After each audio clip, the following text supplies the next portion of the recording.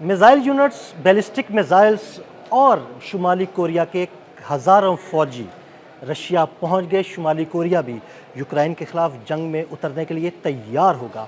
इन तैयारियों के हवाले से अज़हर अली ख़ान से बात करते हैं।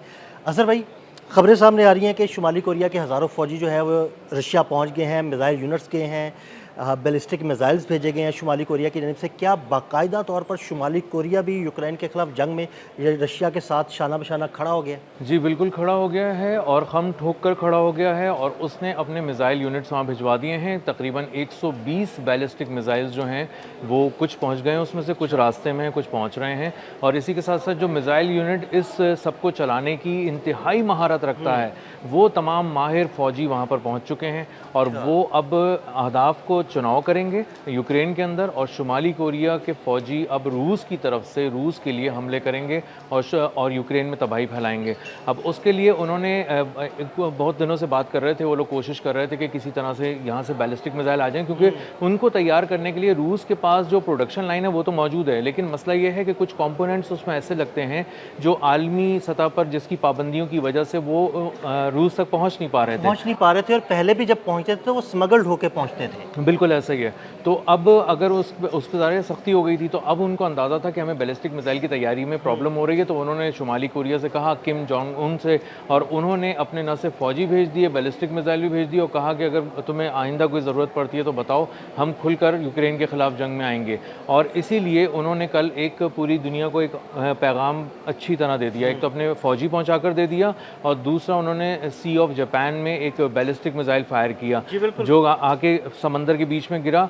साउथ कोरिया में सनसनी दौड़ गई और एक बहुत ही खौफ फैल गया जापान के अंदर, और अमेरिका को ये पैगाम पहुंच गया कि दरअसल ये यहाँ पर बैठे हैं और ये अगर कोई भी किसी तरह का मिस एडवेंचर करने की अमेरिका ने कोशिश की किसी एक महाज पे भी, तो वहाँ पे इसका जवाब दिया वो तो जाएगा। और एक दरअसल चीज़ किम जोंग उन है ना, वो सिर्फ हल्का फुल्का छेड़ने के लिए ऐसा कोई काम थोड़े अरसे के बाद ज़रूर करते हैं। हर महीने 2 महीने के बाद एक आध मिसाइल दाग देते हैं, अमेरिका को पैगाम दे देते हैं, जनूबी कोरिया को पैगाम दे देते हैं और जापान को पैगाम दे देते हैं कि भाई इधर कोई हरकत करने की कोशिश की तो बड़ा मुंह तोड़ जवाब मिलेगा। और उसके साथ अगर आप रशिया की जानिब भी अपने फ़ौजी और मिसाइल भेज रहे हैं, तो मुझे ये लगता है कि 2 ब्लॉक्स जो है ना, अब खुलकर एक दूसरे के आमने सामने आ गए हैं। रशिया, शुमाली कोरिया, चाइना एक ब्लॉक का हिस्सा, दूसरी जानिब यूक्रेन, अमेरिका, बरतानिया, यूरोप, नेटो वगैरह वो एक ब्लॉक का हिस्सा। तो मुझे लगता है अब 2 ब्लॉक खुल के आमने सामने आने वाले हैं। बिल्कुल ऐसे ही है और इसीलिए शुमाली कोरिया ने अपने फ़ौजी वहाँ पे भेजे, जो मिसाइल यूनिट भेजे। अब वो वहाँ से नए अहदाफ का चुनाव कर रहे हैं और उस पे हमले करेंगे और ये हमले इंतहाई मौसर होंगे 100%। उसकी वजह यह है कि इनको रोकने वाला कोई नहीं है।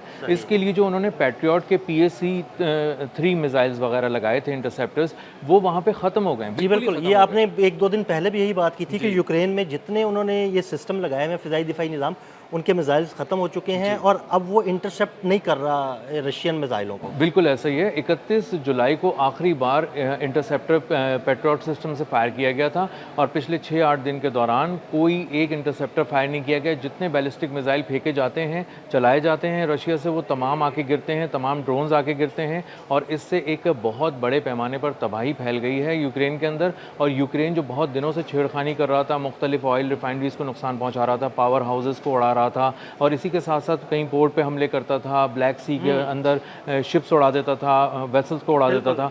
इन तमाम जो ये फैलाकर इसका दायरा कार जो चला रहा था ज़ेलेंस्की, अब उसको समझ में आ गया है कि असल में रूस एक मौके का इंतज़ार कर रहा था। अब रूस के पास स्ट्रैटेजी भी है, एक तरह की शुमाली कोरिया की मिसाइल टेक्नोलॉजी भी है, उसके मिसाइल्स भी हैं, चलाने की महारत भी है, अहदाफ की फहरिस्त भी है और अब वो एक एक करके मार रहे हैं और अब ये एक पूरी सीरीज़ बनती जा रही है। और इस सीरीज़ के बीच में कहीं पर भी आकर यूक्रेन इस बात को इंश्योर नहीं कर पा रहा कि मैं कहाँ मिसाइल रोकूं।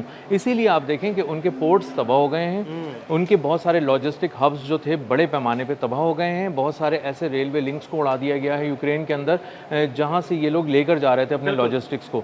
तो अब उन्हीं के ड्रोन्स जो पहले ही करते थे कि यूक्रेन की जाने से एक फुटेज आती थी कि एक ड्रोन आया, एक फ़ौजी को मार रहा है, एक ड्रोन आया, एक फ़ौजी को मार रहा है और उसको वो फिल्माने के बाद दिखाते भी थे पूरी दुनिया को। तो एक तासुर आ रहा था कि यूक्रेन शायद बहुत हमले कर रहा है। अब इसी तरह की फुटेज आ रही है और वो यूक्रेन के अंदर से आ रही है, और रशिया के जो FPV ड्रोन ऑपरेटर्स हैं वो एक एक शख्स को देखते हैं और एक एक फौजी को देखते हैं और उसके पीछे जाते हैं। जिस तरह की किलिंग की है यूक्रेन ने इनसाइड रशिया, रशिया उसी तरह की किलिंग कर रहा है, पूरी की स्ट्रीक है। अच्छा अज़हर भाई, शुमाली कोरिया के मैदान में आने के बाद मुझे ये लगता है कि क्या ये जंग जो पिछले 3-4 साल से जारी है किसी फैसला कुन मरहले में दाखिल नहीं होने वाली, क्योंकि इधर से शुमाली कोरिया आ गया, वो रशिया के साथ मिलकर हमले करेगा, दूसरी जानिब यूक्रेन के पास उनका फ़िज़ाई दिफाई निज़ाम के मिज़ाइल ख़त्म हो गए हैं और यूरोप ने जो है ना वो हाथ खड़े कर दिए हैं, वो उसको लॉजिस्टिक्स नहीं दे रहा। तो क्या कोई फ़ैसला कुन हमले होने वाले हैं यूक्रेन पर? अदिल भाई, इस जंग का स्केल फैल रहा है और इसका स्कोप बहुत बढ़ रहा है और इसमें कुछ नई चीज़ें शामिल होने वाली हैं। कुछ बहुत सारे ममालिक ऐसे हैं जिनको अब अंदाज़ा हो गया है कि उनके पाँव बिल्कुल उस किनारे पर पहुंच चुके हैं जिसके बाद अब ये जंग में गिरेंगे। उसमें पहला नंबर पोलैंड का है और पोलैंड चूँकि बिल्कुल बराबर में है इसलिए वो इस जंग की आग को, शिद्दत को महसूस कर रहा है। आपको याद होगा कि मैंने और आपने एक व्लॉग किया था जिसमें हमने बताया था कि पोलैंड के अंदर जाके तकरीबन 100 किलोमीटर अंदर जाके एक बैलिस्टिक मिसाइल गिरा है। तो असल में ये और बहुत गहरा गड़ा पड़ गया, उन्होंने अपनी एयरफोर्स को मुतहरिक कर दिया। और उस वक्त तो हमने ये बात भी की थी कि शायद ये जो जंग है ये यूरोप के दरवाजे पर पहुंच चुकी है। जी, ये यूरोप के दरवाजे पे बिल्कुल पहुंच चुकी है। उसकी वजह यह है कि ज़ेलेंस्की पलट कर यूरोप की तरफ देख रहा है। यूरोप ना पैसे दे रहा है, ना इंटरसेप्टर्स दे रहा है, ना अमेरिका पैट्रियट सिस्टम दे रहा है। अब ज़ेलेंस्की को आहिस्ता आहिस्ता लोग अकेला छोड़ रहे हैं। इसका मतलब ये है कि ज़ेलेंस्की अब बहुत ज़्यादा देर टिक नहीं सकेगा अगर यही सूरत हाल बाकी रही। शुमाली कोरिया की फ़ौज पहुँचने के बाद एक और तड़का लगा देगी इस जंग पे। जब ये चीज़ फैलती जा रही है और उसमें एक बहुत अहम स्ट्रैट है जो हमें मिस नहीं करना चाहिए कि रशियन फोर्सेस ग्राउंड इन्वेजन के ज़रिए हर रोज़ तकरीबन 1.5 किलोमीटर के इलाके पर यूक्रेन के कब्ज़ा कर रहे हैं। वो आहिस्ता बगैर बताए, बगैर शो किए, बगैर शोर मचाए रोज़ अगर 1.5 किलोमीटर के इलाके पर कब्जा कर रहे हैं तो ये थोड़े अरसे के बाद तो जो है वो बिल्कुल उनके दारुल हुकूमत तक पहुंच जाएंगे। वो कीव पे पहुंच जाएगा और यही चीज़ ज़ेलेंस्की को परेशान कर रही है और इसीलिए वो बार बार तंज़िया जुमले भी कह रहे हैं आहिस्ता आहिस्ता ताकि यूरोप को किसी तरह से जगाएं और नेटो को जगाएं। तो अब नेटो को समझ में आ गया है कि 3-4 मुल्क किसी भी तरह इस जंग के अंदर आ सकते हैं और इसका मतलब ये है कि नेटो को फिर फैसला करना पड़ेगा कि हमें आना है कि नहीं।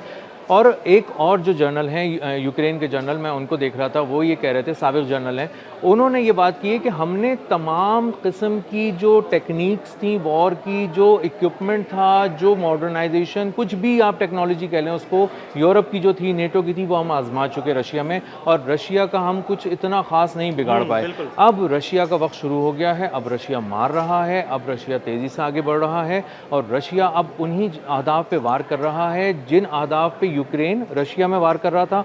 वो उड़ा रहे थे उनकी ऑयल रिफाइनरीज, वो उड़ा रहे थे उनके पावर प्लांट्स, इन्होंने ये सब चीज़ें उड़ानी शुरू कर दी हैं। ब्लैक सी के अंदर अब इनके भी जहाज़ उड़ना शुरू हो गए हैं, यूक्रेन के तबाह होना शुरू हो गए हैं, ना एक्सपोर्ट हो पा रही है ना इम्पोर्ट हो पा रही है, पोर्ट्स भी तबाह हो गए हैं। तो अब ज़ेलेंस्की को बहुत ज़्यादा तकलीफ़ हो रही है कि उनकी मईशत तेज़ी से पिघलना शुरू हो गई है, बहुत बुरा हाल हो चुका है, लोग बहुत ज़्यादा गुर्बत का शिकार हो चुके हैं, परेशान हो रहे हैं। और प्यूटिन मुस्कुरा के ये कह रहे हैं कि तुम्हें गिरना है, आज नहीं तो कल, मैं बहुत आराम से तुम्हें लेके चल रहा हूँ। और ये एक बहुत ही आहिस्ता आहिस्ता, जिसे मौत देना कहते हैं ना, ये उस स्ट्रैटेजी पे इस वक्त रशिया अमल कर रहा है। बहुत शुक्रिया अज़हर भाई। अज़हर भाई ने इस सारी सूरत हाल के बारे में बड़ी तफसील के साथ आपको आगाह किया। मज़ीद अपडेट्स के लिए हमें फॉलो करते रहें। अदील अहमद और अज़हर अली ख़ान को इजाज़त दीजिएगा। अल्लाह हाफ़िज़।